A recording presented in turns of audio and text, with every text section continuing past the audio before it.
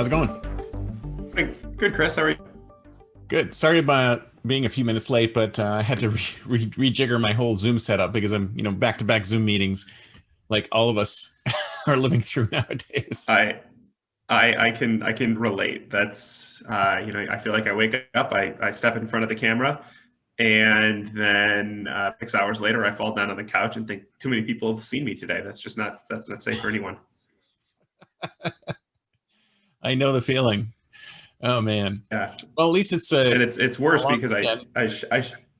yeah, it's a long weekend, and timing worked out well because my wife goes into the office once a week, but otherwise she sits next to me about 6 feet away every single day. So finding time for something like this works out. It gets to be a little bit tricky as we found, but I'm glad that we were able to make it happen. Yeah, no, this is great. This is great. So tell me a little bit about yourself and your organization and what you're passionate about. So I actually I come from an education background. I have a master's in education policy and worked in nonprofits for a long time. But I transitioned over to CA Ventures about 2 years ago, a little over 2 years ago. And we're a real estate development company. We build all over the world, primarily student housing, but expanding our multifamily portfolio pretty substantially. The pipeline's growing quite a bit over the next 5 years. And it's similarly with student, we're moving into more international territory. We have some international projects already, but we have, I think, six student projects opening in the UK in the next couple of years, and we're looking to expand more into Europe. So there's a lot going on. It's exciting stuff, and I love what I get to do because I get to translate a lot of my education background into what we are doing from an innovation perspective, because we're trying to build facilities that are conducive to the overall university and student experience. Obviously, like I said, we're doing a lot with multifamily too, but there's a lot of cross applicability for those types of things, both in terms of productivity for work and the overall campus experience, which for the last year has been fascinating because you're really trying to replicate that that home away from home more so than ever. This is great because these are two areas, both education and housing, that I think are totally ripe for disruption because there's just, Yeah. I think we know education is broken and needs fixing, and we know housing is broken and needs fixing. So it'd be great to go into either one of those. But where do you want to start? I mean, education or housing? Boy, if we can, I let's see if we can flip from education into housing, and Okay. see how we can make that transition work. So it was interesting what you mentioned about trying to make the experience as good as real life. But if you Mhm. ask me, I think that the educational experience needs to be better than real life. And if you can leverage technologies to sort of break up the monolithic way education's been designed and make it a little more adaptive, I mean, do you see anything happening in that space? Yeah, I think that we are. It's not a controversial opinion to say that the world of education, has been fundamentally changed by the last 11 months, and I think that instead of going back to normal, the momentum is going to carry us uh, into further rethinking the way that we actually educate people and what is meaningful in a university experience. The traditional experience for a long time hasn't been the value add that people have tried to pitch it as. You can access information much more easily than you ever could. Before, you really needed somebody to disseminate that to you, but now you have the opportunity to go out and explore. And I think that what we're looking at now is trying to, as you said, create an experience that is more true to life and better than that real life. Because for a long time, people were just taught things and not how to do things and how to think about things and how to interact. And I think that at CA Ventures, we have the ability to produce experiences for our residents that can enable them to do that and take them outside of that cocoon. More collaboration. I think that it's going to be even more critical now than ever to learn how to work with people, but not in the same room as people. Everybody think that there will at least be some hybrid model of working from home. And so you won't be in the same place with your classmates like you used to be. And you may have universities that I think out of necessity will transition from an experience where students are on campus all the time to really being a truly global campus in a lot of ways. And I think those are the ones that are going to succeed, is the people who can figure out a way to monetize the college experience, still make it meaningful, but also not have boots on the ground of 35, 40,000 person campus, because the ability to open that up is how they're going to address the enrollment cliff that's coming. Mm-hmm. But isn't that going to, I mean, are we going to see like a huge amount of disruption in the actual real estate space when it comes to universities? Because if you don't need to have that giant campus anymore, I mean, what's going to happen to the campus? I think that they're going to have to figure out ways to make that space work in the same way that shopping malls aren't all going to get torn down. They're going to be repurposed in some way, and they're going to have to figure out ways to make them functional for that space, because it's billions and billions of square feet. And with universities, it's millions of square acres and square miles that we're talking about here. And if they're able to turn that space into something meaningful, and I think that they can do that in a few different ways. I think that the push towards wellness has been huge. And I think that the ability to create spaces where you are not just crammed into a lecture hall. I mean, when you ask most freshmen at a large college campus, hey, what do you remember about your poli-sci class? Well, I was in there with 500 people. The professor didn't have a clue who I was. And it was just a very rote, perfunctory experience. Whereas if you can take that and, I mean, really take it outside, and I'm not talking about having class in Chicago when it's 15 below zero outside, that's not fun, but use that space to enhance and grow the experience. Everything from, something we've looked at quite a bit is, it sounds a little too hippie, but serenity rooms, but really wellness spaces, places where you're able to go and, you have a library, but a library now is just a gigantic study hall. Nobody's going there to check out books for the most part. Exactly. And so if you can use that space and create something where you are truly disconnected, I'm a big believer that there is a fine line between enough and too much technology, and enabling people to still live and be mindful in the space while utilizing the tools that are at their fingertips, I think is huge. And I think that that's where universities can really find the sweet spot and thrive. If they give their students the ability to collaborate, but then also grow, because that's the value of college. It's who you meet, it's who you experience, and who you experience it with. And the cost of a Harvard education is not the information that you get, it's the people that you meet there and the connections that you have. And that's where having people that truly feel a connection to their university is going to be huge. And that's where making spaces where they can connect to that university is going to be equally important. Right. So you're kind of disconnecting from the physicality of going to the university and more connecting with the brand of going to the university. So you don't actually necessarily need to be there, but then you're repurposing the real estate to do completely different things. And I'm assuming some of that will actually turn into housing as well, right? I mean, repurposing those spaces into housing. Yeah, repurposing the spaces into housing. I think that for a long time, universities made a lot of money and still do make a lot of money off of student housing and dorms that they put out. I think that the average dorm cost is still far more expensive than the properties we build, and we're Class A buildings. We're usually in the top 10 to 15% of our market rent. But if you look at what you're paying for when you move into a dorm, you're paying more per year than you are to live in any of our properties. Oh, yeah. And that's insane because we have really nice places. Yeah. No, it's crazy because my son goes to Davis right now, and his dorm is beautiful. It's a brand new dorm and everything, but it is overpriced for where it is, for what it is. Yeah. We're actually, we have a project going up at, I'm assuming you mean UC Davis. We have a project going up at UC Davis that opens next year. This year, we're in 2021, I suppose. And probably see it out his window. Being very mindful. There's a new set of buildings going up just outside his window, so maybe it might be the same. It's probably ours. But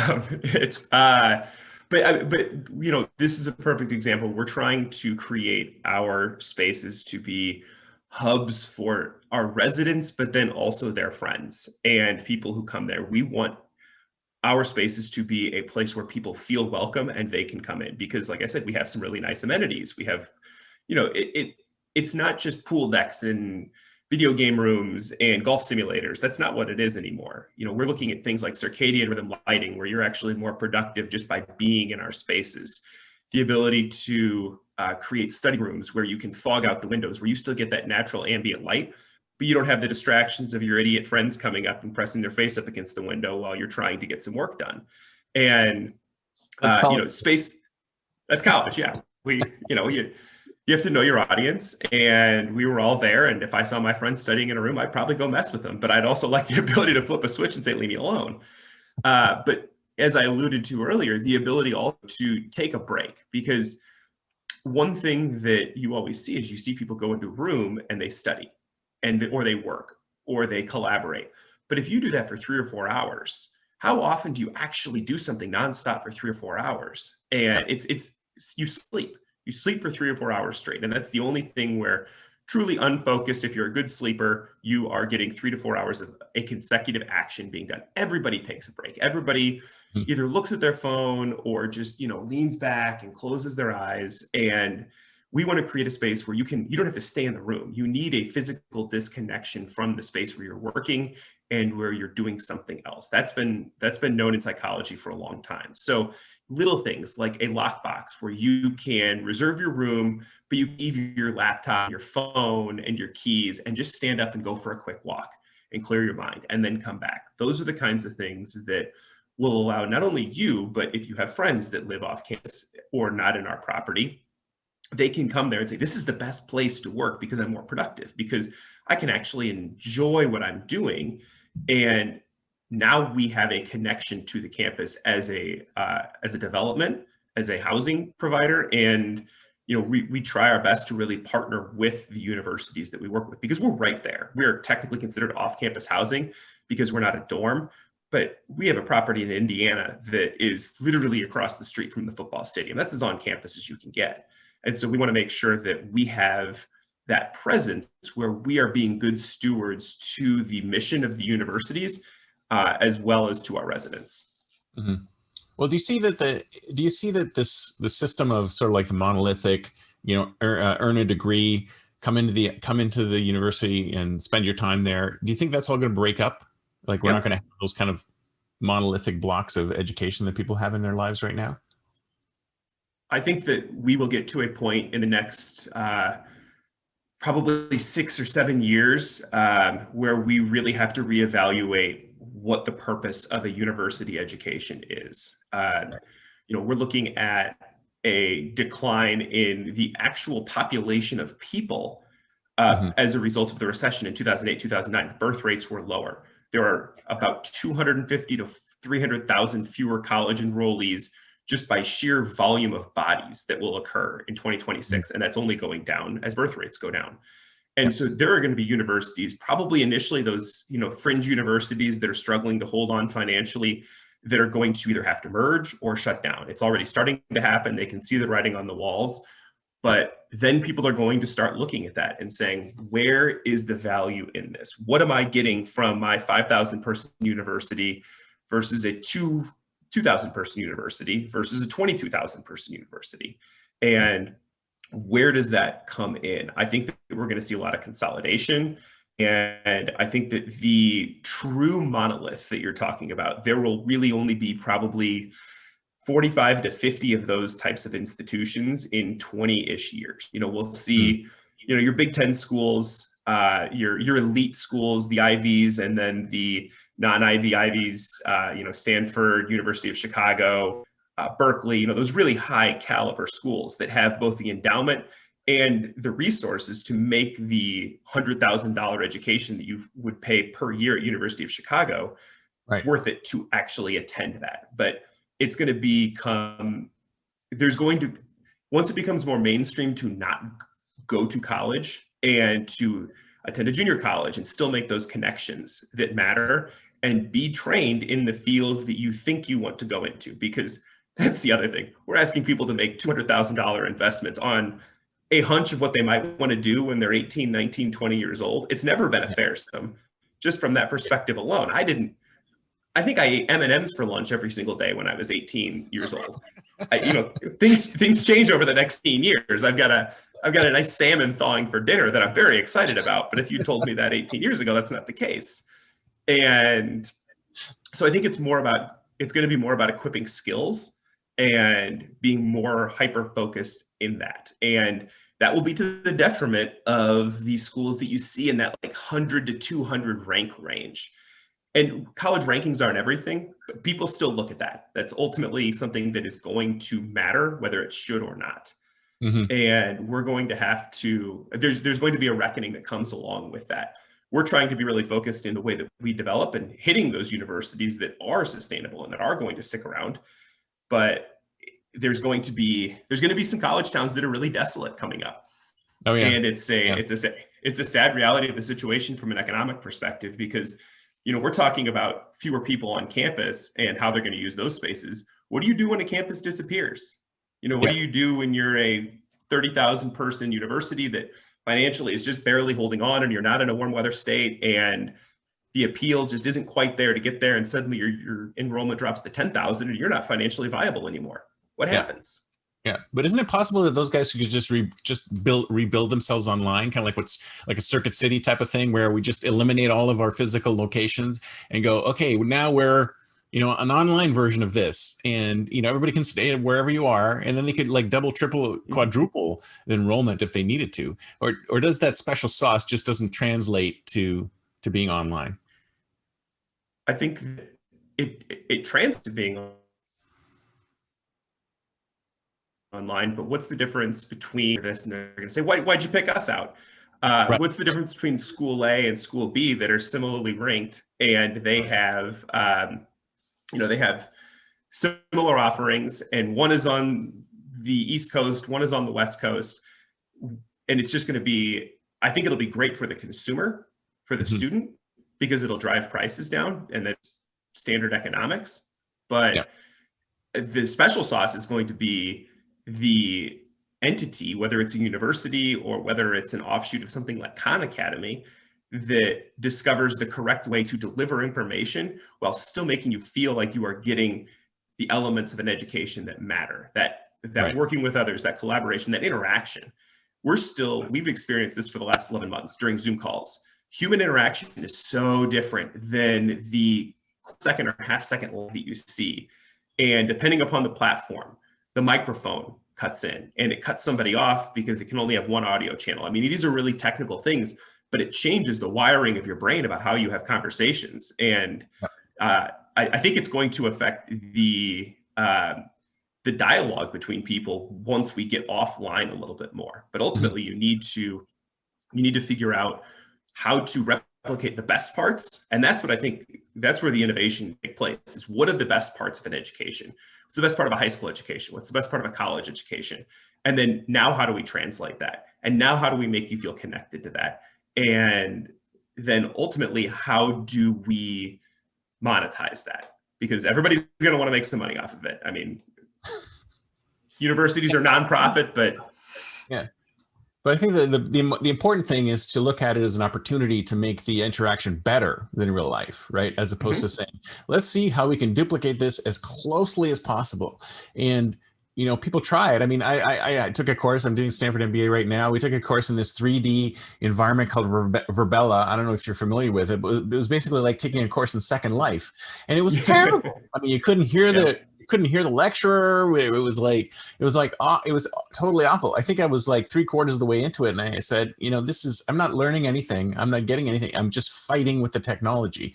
So we just need to, do better than real life in some areas. Because it was probably being delivered in the way that they would typically deliver that in front of a classroom, because that's how everybody's been trained to learn and to deliver. I think that what you are describing is a perfect example. And I don't actually think that the tools exist yet to deliver what we're talking about, for us to truly interact in the way that if we were sitting across the room and I said, if we were just having a normal conversation, I was out in California talking to you and we were having a great time, and I mentioned that I have a dog and I want to show you a picture of my dog. Well, right now I'd have to pull my phone up and hold it up awkwardly to the camera. And what my preference would be to just, put it right there and in front of you. And I know that's a silly, small example, but it's not easy. And people want, if you're going to take and rethink something, you need to make it just as easy or easier than it was before. And that's where I agree. We have to rethink the way we've done education, because for the longest time, we've just done it because that's how you do it. And people were generally successful, we decided, because that's how we did things. But we haven't evolved the lower levels of education in decades. I mean, we're still learning history by memorizing dates and events. And the best teachers out there don't. Yeah, I mean, depending upon your version, it may not, the dates are flexible and the events are, maybe they did or didn't happen. But I think that is I think that we are in, I'll try to straddle the line here. I think that we have a lot of different things happening in the world as a result of a failure to teach critical thinking and that particular skill and independent evaluation of information. So to that end, I think that there is a lot of room to rethink what we're doing. And I'm not sure if I think it's a chicken or the egg, and I don't know which one's the chicken or the egg, but once we figure out how the information gets delivered, I think that then informs the spaces and not the other way around. But until then, I'm happy to help inform that decision-making process and try to give everybody the tools that they need, at least as far as I can, to do what they need to do. Very cool. All right, so let's pivot to housing. Mm-hmm. Tell me why housing is so broken. I mean, especially, I don't know if it's like what it's like where you are, but around here, you're spending $800,000 for a tiny little box beside the BART station. And it just seems to me mm-hmm. that, it's ridiculously expensive. There's so many regulations keeping it from really blowing out and being incredibly innovative. What do we have to do to make housing work better for people? What do you like best about owning a house? What do I like best about it? It's just the I don't know, just the security, I guess, that I have from owning a house. Just knowing that it's almost more of an investment than anything else. It's like, okay, this is great, but it would be great if I could like live somewhere bigger and more attuned to what I was looking for at a lower cost. Mm-hmm. And you want the stability, but also the flexibility as your needs and lifestyle changes. And exactly. I'm not in a position where I can buy a house right now, but this is the longest I have lived in one single place outside of my childhood, mm-hmm. is the apartment that I live in and that I rent every month. And I think psychologically, knowing that this is not where I'm going to live, forever, but for the next 10 years is tough, because you do things and you decorate and you want to, you want to make it feel as much like home as possible, but there's always a ticking clock. And from the housing perspective, I don't know that people think a lot about why they live where they live. I know why I would live in California. I'm staring at 14 inches of snow out my window in Chicago. Wind chill is supposed to be 35 degrees below zero on Sunday. And every day I look from November until March and I think, what on earth is wrong with every single person in the city? But I love it here. My friends are here. My wife's family's here. It's a great place. It's a great place to be. I'm from Toronto. I totally feel your because I used to live in Toronto, so I know exactly what you're going through. Yeah. And so if somebody said, hey, you have to pay, and Chicago's not cheap, but if somebody said you have to pay an extra 25% premium to live somewhere that's warm, I'd probably think about that right now. Talk to me in June, it might be a different conversation, but I think that, there's a lot of sociological research out there about why people live where they live. And most of the people don't move because their family's there or their friends are there. But that doesn't change the fact that somebody who lives in Southern California, where prices are incredibly high, you still have to have teachers there, and you still have to have people who are not earning in the top 20% of an average income category. So I mean, housing, I'm not sure that housing is broken. It's just the way that we value things that is probably broken. Humans are terrible evaluators of value, and there is a No, I think you're absolutely right, because come to think of it, I'm just thinking about these areas are just so ridiculously expensive, and you see things like mobile homes going for $400,000-500,000, and Hmm. it's like that is not what that is valued. But for some reason, No, you know, we can't be realistic about the value of things. it is probably one of the two or three biggest weaknesses of the human brain is we're just horrendous at valuing, like truly assigning a value to something. Mm, And I've thought about this a lot over the last year because I have a 13-month-old daughter. So she has spent the vast majority of her life in quarantine. mm, And we rented this place not thinking that we were going to be having kids anytime soon. I love her to death. If she ever sees this, I want her to know that I'm very happy that she is here. But that was not necessarily a plan. And so, but I've thought a lot about, okay, what would quarantine have looked like if we did not need the stability of, a foundation and a roof and walls? mhm. And how much space do we really need? My wife and I, we're not big on stuff and things, and we don't need a ton of space. And so we could easily downsize in terms of space. But then I talked to my parents. I'm originally from Nebraska. Every house out there is huge because land is Yeah, cheap and it's yeah, cheap to buy a home. yeah. A 4,000 square foot home in Nebraska, you can get that for $300,000 without much of a problem. Right now, it's a little inflated because of the transition between urban and suburban spaces, but you get 4,000 square feet for $300,000 in Omaha, Nebraska. In Chicago, if I want a 4,000 house, I'm not getting that anymore. It's $1.5 million. Yeah. And And it's here it's 400 square foot house. It's a million. exactly for $1.5 million. Uh, but I think about why I'm here and why they're there. Their family is there, their friend there. My friends are here. Half of my family is here. If we're counting my wife's, which they would want to be counted in that, I think. And so to your question of, where is housing broken and where is it not broken? I think that it really comes down to what is actually being provided by housing and what do we want out of our spaces. And I think I think a lot of houses and apartment complexes right now make absolutely no sense because of the way the world is operating and the way that it will continue to operate. And I go back and forth on buying versus renting for a very long time. I love the ability to accumulate assets, and I love the ability to, like you said, it's an investment. Right now I'm writing a check and it's gone, and there's really no tangible value that's attached to it other than I love my landlord. He's great. He lives above us, and I'm helping him pay his mortgage, and so that's great. Somebody's ultimately getting somewhere from this. Yeah. Yeah. But from that perspective, I don't know. I'm willing to admit that I don't know what my life will look like in 10 years or 20 years. And I don't want to pretend that I do, because if you'd asked me 10 years ago, would have been dead wrong. And that's okay. I'm okay with that. And I'm not sure a lot of people are, but I think that flexibility in housing, the ability to modify spaces. I mean, if you could really design an apartment building or a condo building any way you want, wouldn't the ideal situation be, let's say you buy a 2-bedroom place, but then there's somehow this option where you can remove a wall and suddenly it becomes a 3-bedroom place, and the place next to it becomes a 1-bedroom place.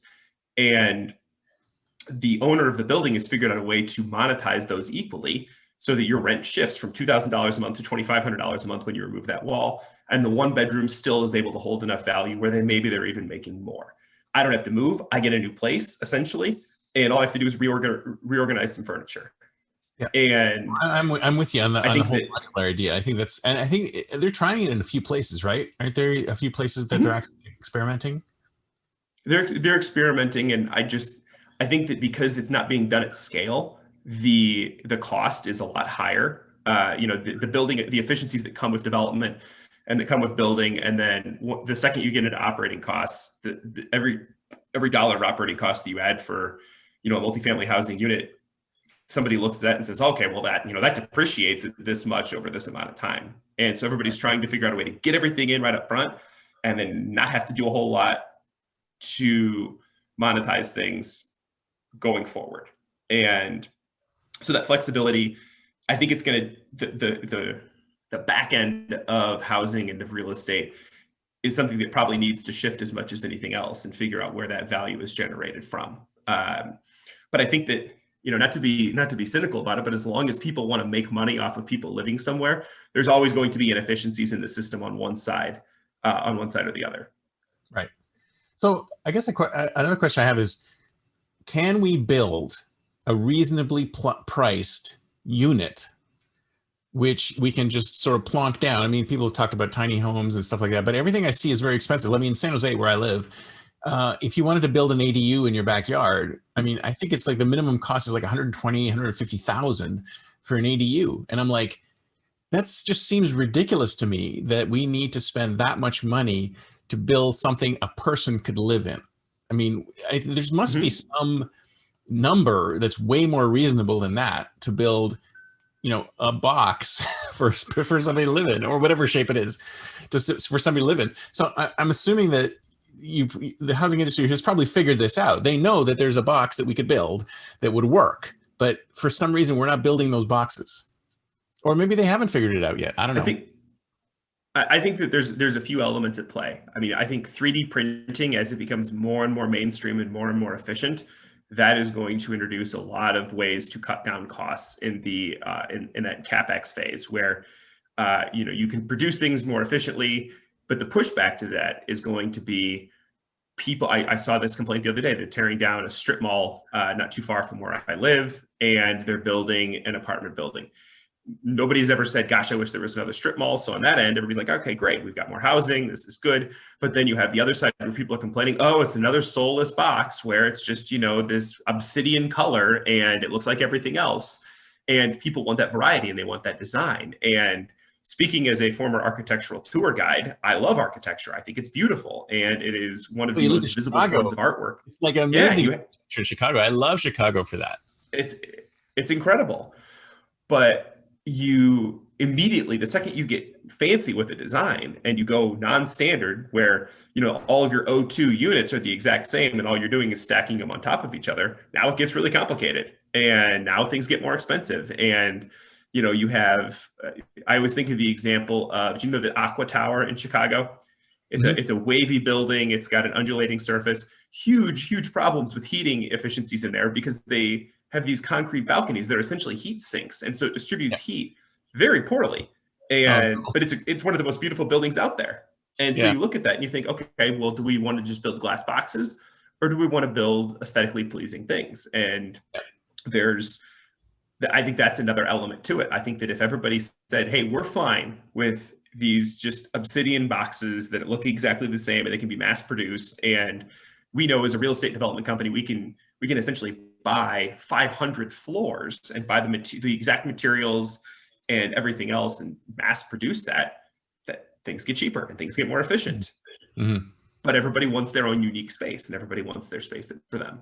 And so it's a hard problem. It's not easy to create unique spaces and for nothing, or for hardly. Is it unique space because of what's on your wall, or is it because of the layout? Does it work for you from a physical perspective, or is it the aesthetics that work for people? And there's no universal answer to that, which is the complicating factor. I live in a building that I think is close to 100 years old. I think it was built in the 20s or 30s. I love it. I think it's great. It's got character. It's got charm. There's nothing efficient about it, though. I mean, it's what it is. So you're saying that there are ways of building plain boxes that are relatively inexpensive. So if we're talking about somebody who just wants a home, because I mean, that's the biggest thing in these urban areas where people are just totally priced out, right? There's no way that they can possibly own anything. It's just impossible, because I love, there was this example. You're talking to one of them. Well, there was this example on Quora where they were saying, well, why are people complaining housing prices are so expensive? All you need is a couple of engineers who are both making $250,000 a year each, and they have no problem owning a home in the Bay Area. And the guy was totally ripped to shreds. And I'm like, come on, not everybody's like that. What about people who are teachers, like you said? I mean, there's people who they're not in that position where they can afford a home. But it seems to me that there's a demand there, but we're just not supplying what these people need. A lot of the times the cost isn't the materials though, it's the land. I mean, Right. Sears used to sell homes out of their catalog. You used to be able to get build by numbers homes from Sears back in the 50s. Yeah, yeah, And exactly. you can buy tiny homes on Amazon. I think they're like $20,000, and they're Yep. very nice and they're very reasonable. And all you need is an extra $300,000 or $400,000 to find some land to put it on in Chicago. That's the trick. And That's the problem right so there. that's where they get you. If you find those engineers making 250K each, but they figured out how to manufacture more land, now we're talking. And that's really where it comes back to We stack them the on top of building. each other like they do in Ready Player One. Where you stack the. I was just gonna say, yeah, everybody's living in trailers on top of trailers, and there's ladders getting people up to where they need to go. But that's where it comes back to the value assessment of where I live. And if there is an argument against cities not fully coming back from the suburban flight that we've seen, it's exactly that the value of being in it for a shorter commute is no longer there. If you're not having to commute every single day, a 2-hour commute from the suburbs back and forth doesn't sound that bad if you only do it once or twice a week. If you have to do that every day, Yeah. that's terrible. And now that calculus changes. I think that there is a reevaluation and a reassessment of what city spaces are truly functional for, in the same way that office spaces are going to have to be thought. Because the argument, I'm increasingly convinced that the reason work from home didn't happen sooner is because everybody just was like, well, what are we going to do with these office spaces? We can't let everybody work from home. We'll look ridiculous, all this space. And Exactly. it became a little bit of an ego The play. sunk costs. Look at the size of this thing. Yeah. Look how much money we've spent on maintaining and building this thing. That's why we don't want people to go home. Right, exactly. This is, my company is in the process. We're literally building a new office building. We started it prior to the pandemic, and we're finishing it, but we've modified the intent of it along the way. And we have hoteling spaces in there, and opportunities for people to come in as needed or as wanted. And we're being really mindful and thoughtful about that. But that doesn't change the fact that if you have a position that does not need to be in the office and really be around people, physically around people in a collaborative way every single minute of the day, then people just aren't going to be back that often, because I'm getting 2 hours of my day back. Most people with a healthy working attitude are taking those 2 hours to do something that isn't sitting in a car, sitting on a train. I just roll out of bed and get my daughter to daycare, and then I start working. But I'm more productive as a result of it. And on the back end, that produces more free time. And I don't need to espouse the value of working from home, but the appeal of living in Chicago, if we didn't have the social connections we did here, would be a lot lower. Because why on earth would we pay to live in a city where there is not that necessity to be close to work? Then you get into the whole to the cost of housing and the efficiencies of housing, because it would make more sense to, from a financial perspective, if a teacher makes X amount of dollars teaching in a specific city, we get back to the centralization of education. Why can't that teacher, that educator, if somebody figures out the right way to deliver this, why can't they be located in Cincinnati and teach people in Lexington and in Lansing and be centralized there? They live where they want to live and where they can afford to live. But then they're also able to do what they want to do. And I think the democratization of being able to do what you want to do and still have a home could be a potential really positive from this. Right. What about the theory that some people are postulating that once all this starts shaking out, the prices within cities are going to drop so precipitously that you're going to see people being able to go back to them again? You think that's going to happen? I think that it might, but I guess if you're coming back to it, that implies they could afford it in the first place. And so I think the people that are leading cities a lot of now, if they're doing so by choice, assuming they're still employed. Obviously, if you're unemployed and you leave the city because you can't afford to live there, that's a completely different scenario. But if you still have your job and you're just saying, I don't need to live in the city anymore, I'm going to move to the suburbs, then what's their appeal for coming back? And I think that the real danger zone is that prices do drop precipitously and it does become incredibly affordable to own a home, and investors come in and buy everything up. And then you have an ownership structure that doesn't work for anybody except an even smaller number of people. Right. Right. Interesting. So, I mean, I'm wondering when the shoe's going to drop. So a lot of people are thinking that the pandemic was supposed to be a temporary thing, right? But then, of course, now we have like this is the new normal. But you still see $800,000 boxes beside the BART station. So when is that going to, do you have any idea of if or when that will ever change prices? I think I I think it's still another 2 years. I think that it's going to be. I think everybody there was the initial people who adapted and said I'm out of here, and now there's a lot of people that are sitting back and saying, okay, do I actually believe that true work from home is going to be a norm going forward? Is this actually a new normal? And people have compared this to a lot of different major events that shifted the way that society operated. You see the 9/11 comparisons a lot between how the airport and travel interaction occurs. But those were really immediate responses that needed to be taken to address an issue that was identified. This is a philosophical shift, and I don't know that a lot of people either believe the shift, want the shift, or are prepared for it yet. So I think there's going to be a little bit of if people really want to get their workers back in the office and if they really want to build this back up, then I think they'll take advantage of that and they'll say, okay, everything is back to normal. Let's go. You've been vaccinated. You're safe.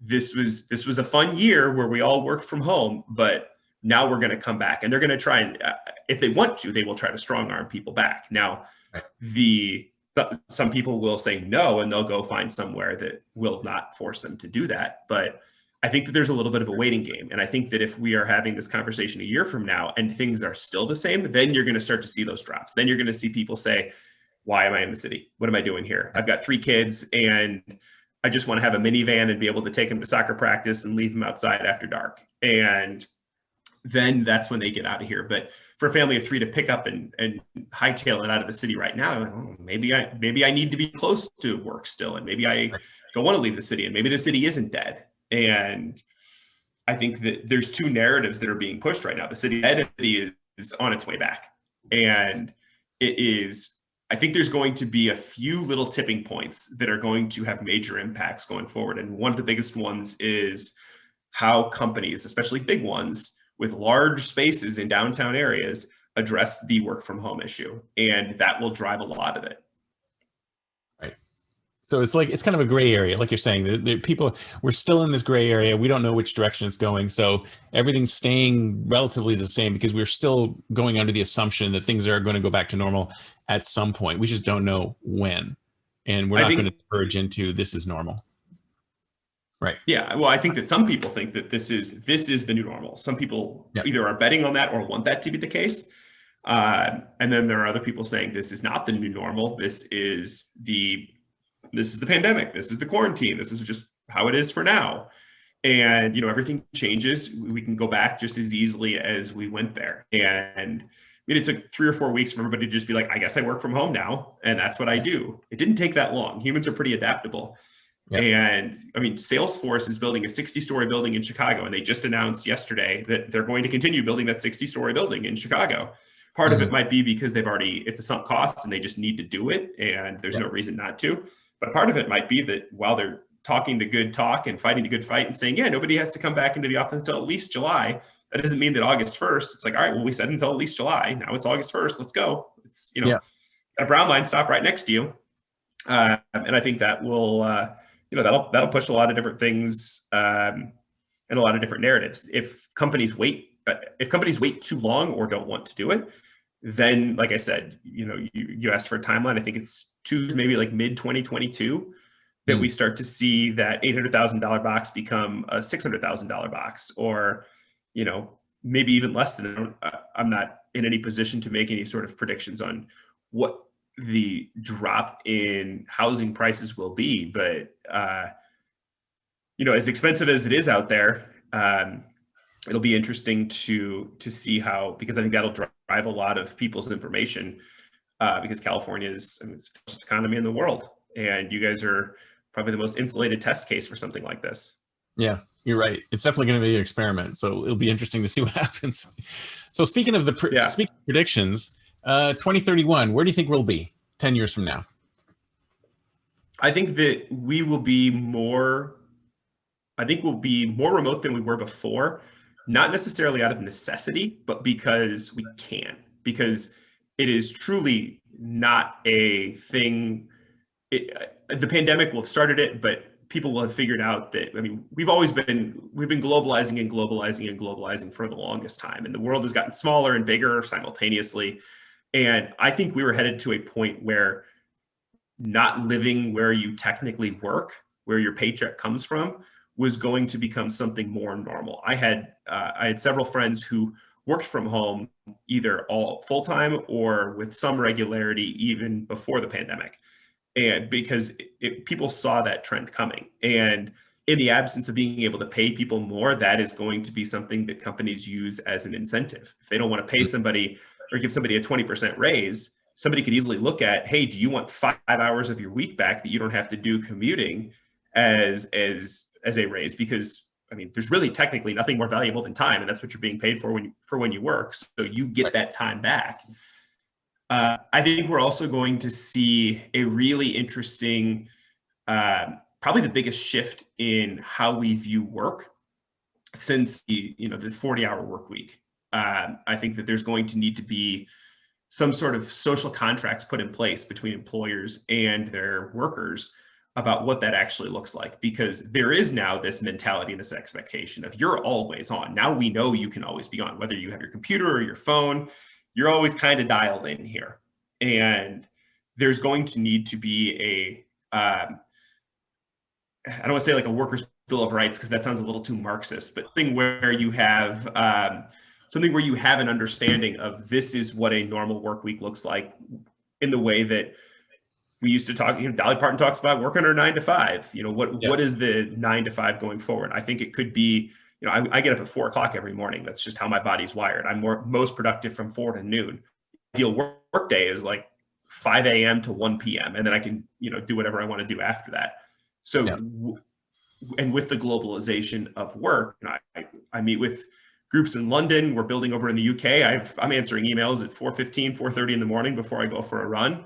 Mhm. And that flexibility is also going to be something that's really big. From the education perspective, to kind of put a bow on things, I think that we're going to see probably a 20% reduction in the number of colleges, not necessarily universities, but of those colleges that you think, oh yeah, okay, that's right there. That's a 1,500 person campus. I think there's going to be more consolidation. And so if you were to list all the campuses and all the colleges in the United States, I think we're going to be down at least 20%. And I think that might be conservative. In 2031, I think that it could be more substantial than that, depending upon how much consolidation takes place and how socially acceptable it becomes to go to a junior college for 2 years and eliminate those one-on-one classes. So do you think that we're going to see a lot more digital nomads out there, or are people going to sort of find their place like somewhere less expensive and then just stay there? Or are we going to see people roaming more? I think that we might see something of a little bit of an intrastate or interstate passport system, if you will, where you don't need a passport to go from Tennessee to Kentucky, but you have the ability to temporarily live in multiple places throughout the course of the year. If I want to live in Chicago from June to September, and then I want to live in Austin from September to December, and then I want to live in I really don't want to live in Florida, North Carolina, outside of hurricane season, January through March, and you repeat that cycle and you have the ability to do that. I think that is where you're going to see the kind of, if there's nomad lifestyle, that's where you're going to see it. And I think that will become more of the norm in from the 20 to 30-year-old range. That's certainly something that I would have considered at that point where That's it became very feasible to move. That's really, really interesting because it's almost like timeshare is coming back, right? You could actually say, I'm going to live in these places for these durations, and I just want to pay, this specific price. I mean, that would be Yeah, very interesting to see that. I pay $20,000 a year to have access to any of these places, but I have to live in this unit or this place for at least 2 months or something like that. Right. And that I think is something that we will see, or that we should see at the very least. And as people have kids, and it's just a pain to move, they won't want to do that as much, and so the appeal won't be there. So there's still going to be the setting up shop and putting down your roots. I don't think that goes anywhere, because ultimately you need those connections and you want to have your social circle. But when it's less important and you're less tied down from a responsibility perspective, I think we're going to see more fluidity. And I think that will change and inform how we build and how we view where we live. Absolutely. Well, thank you so much. This has been fantastic. I love the different topics. I love talking about, both of those are really close to my heart, that they really need to be disrupted. And that was a fantastic conversation. Thank you so much. So what's the best way for somebody to get in touch with you if they wish to? Anybody who wants to contact me, like I said, I'm with CA Ventures. My email is my B Kirshenbaum, KIRSHENBAUM at ca-ventures.com. I love talking about this stuff. This is, you asked me what I was passionate about at the beginning. I like thinking about where the world is going. I like thinking about how we can make people's lives better. Ultimately, that's how I see my role on a day-to-day basis, is making people's lives better, making the world a better place. Fantastic. Well, I'll put your contact information in the show notes too. So thank you very much, sir. Great talking with you. You too, Chris. Have a great day. You too. Bye.